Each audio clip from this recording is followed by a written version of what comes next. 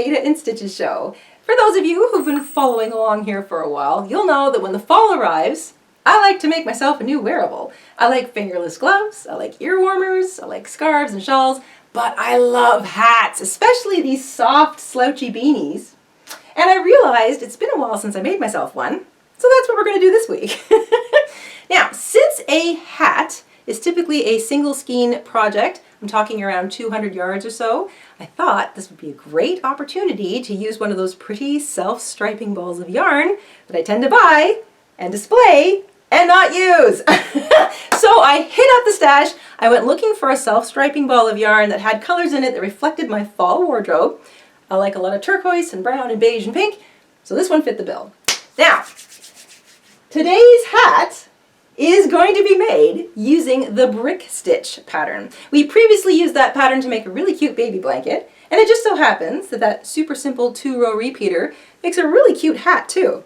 We are going to show you in today's tutorial how to make this hat to fit you or anybody you want to make it for perfectly. So like all of our wearables here on the Jayda InStitches show, we show you how to make it to custom fit. Having said that, if you feel generous and you want to help us out here at the show, we'd love it if you popped over to our Etsy shop and picked up a copy of today's pattern. Today's pattern includes a head sizing chart, a gauge, and specific instructions based on size 4 medium weight yarn and a 5.5mm hook to make kids, teens, ladies, men sizes hat, in case you just sort of want to whip up a whole pile for, you know, having gifts on hand or maybe for donation. So all of that is in today's pattern, which you'll find over at our Etsy shop, and today's tutorial is just going to show you how to make this to fit anybody you want. So let's grab our hooks and a pretty self-striping ball of yarn. We'll head on over to the craft table and we will stitch up a new slouchy beanie for the fall together.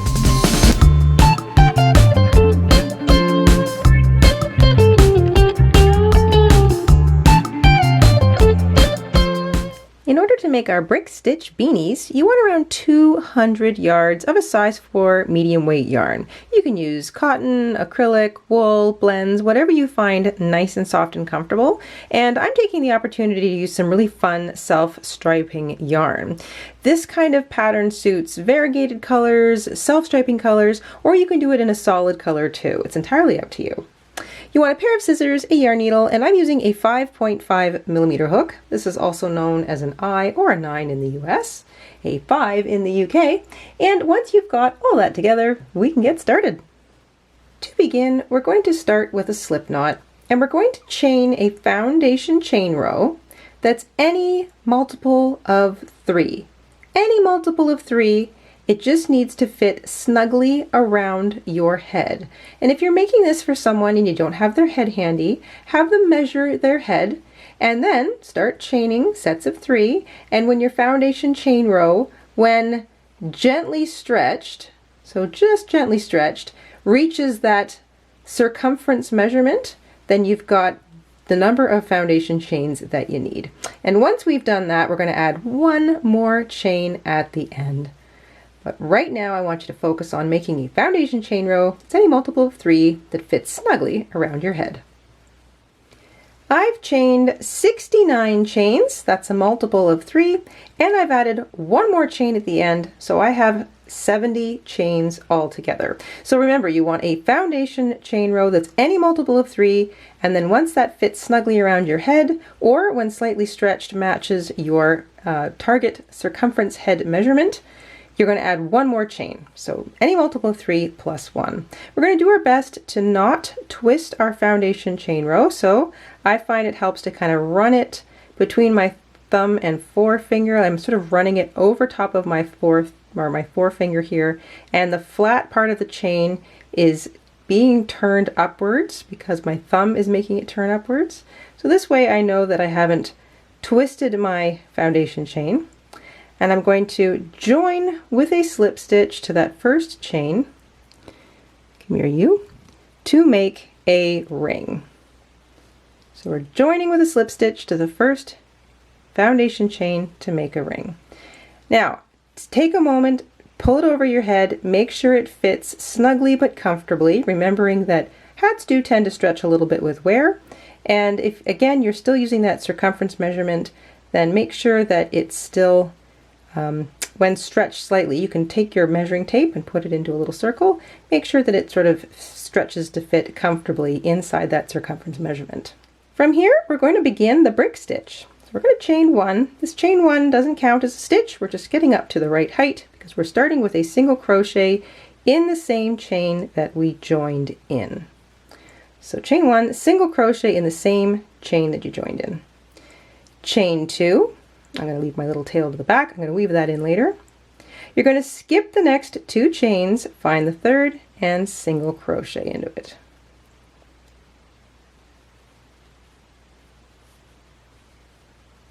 Chain two, skip the next two chains, find the next chain, number three, and single crochet into it. That's all you're going to do all the way around. Chain two, skip two, single crochet into the next chain. And you'll get what I like to call the mortar part of this little stitch going.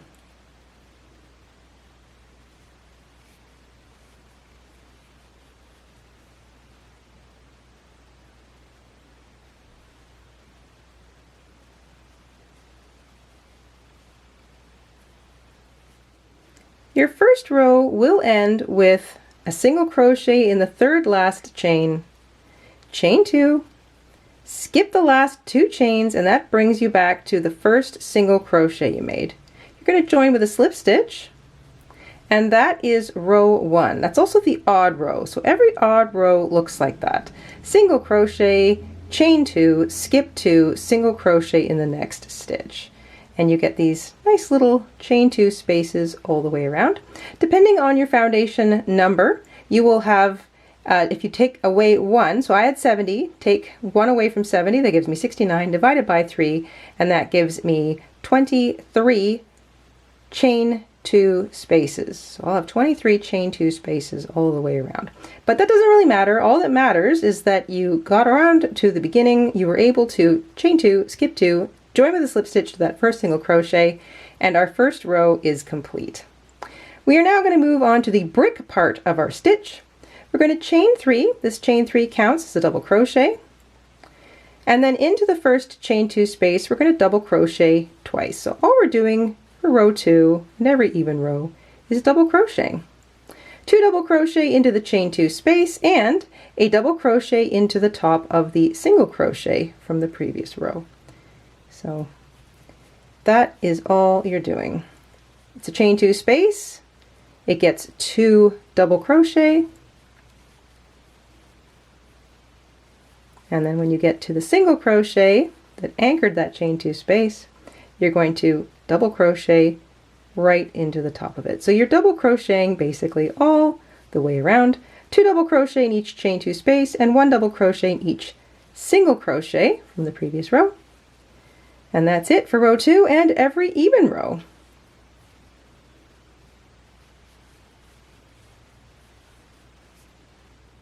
At the end of row two, and in fact every even row, you'll end with two double crochet in the last chain two space, and then you're going to join with a slip stitch to the top of the chain three that began the row, because that chain three does count as a double crochet.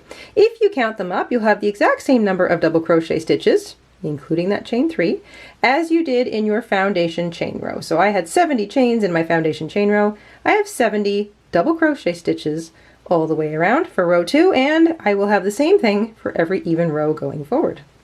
Now all you want to do is repeat these two rows. So every odd row begins with a chain one, and we single crochet into the same place, so the top of that chain three, chain two.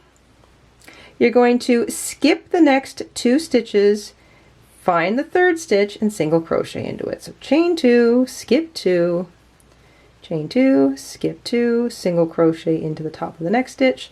That's your odd row all the way around. You get all the way back to the beginning. You join with a slip stitch to the first single crochet in the row. Chain three for the even row. That chain three counts as a double crochet, and then you're working two double crochet in every chain two space and a double crochet in the top of every single crochet, like I did just there. And you're basically just double crocheting all the way around for your even rows. And you are going to continue to repeat the odd row and the even row until your hat is the following. If you're making it for a child, I recommend between 7 and 8 inches tall. If you're making it for a teen or a lady, between 8 and 9 inches tall. And if you're making it for a man, between 9 and 10 inches tall. Now that is just a guide.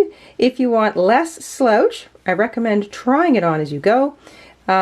Hit the lower mark, so if you're making it for a child, the 7-inch mark, a lady, the 8-inch mark, try it on, and if it feels like that's a nice snug fit and you want a snug fit, then we're going to stop the main build there and you'll move on. If you want more slouch, you can just continue to repeat the odd and even rows until it's as long as you like, and when you try it on you have enough slouch or the sort of slouchy look that you want, and then we will move on from there. So that's why I say you want around 200 yards per hat, because it gives you enough flexibility to make the hat as snug or as slouchy as you like.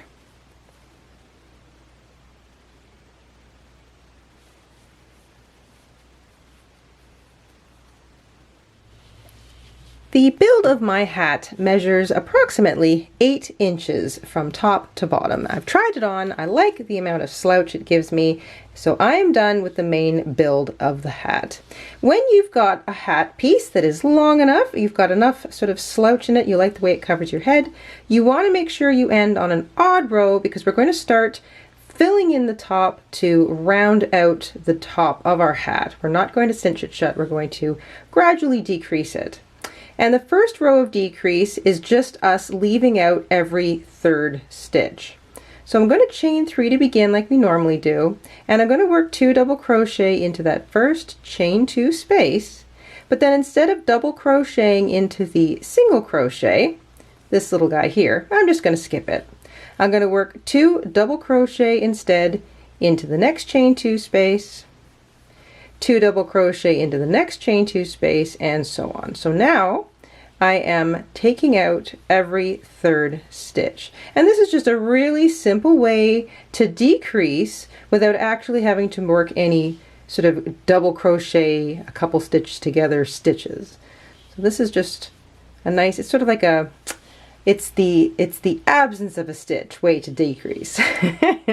So 2 double crochet in every chain 2 space all the way around, and just skip that third double crochet that we were doing in the previous even rows.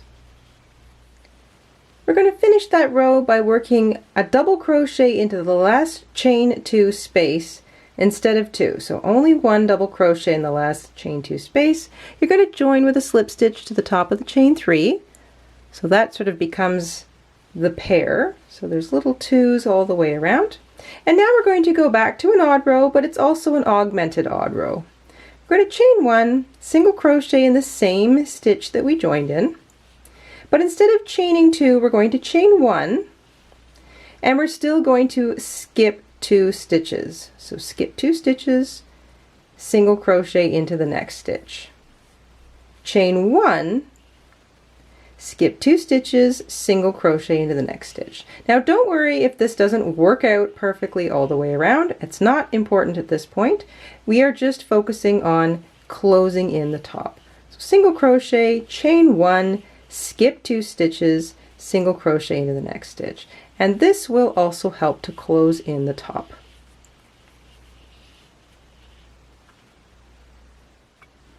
When you get back around to the beginning, you're going to chain your last one and slip stitch to join to the top of that first single crochet. And like I said, it doesn't matter if it doesn't work out perfectly all the way around.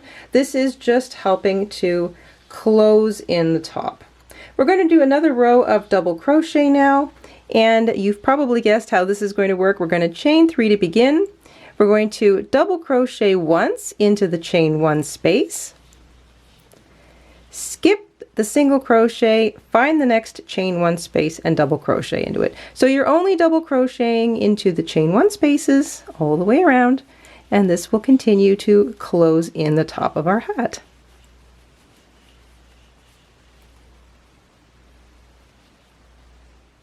At the end of that row, work your last double crochet into a chain 1 space and join with a slip stitch to the top of the chain 3. Also, don't worry about stitch count or anything at this point. We are just closing in the top.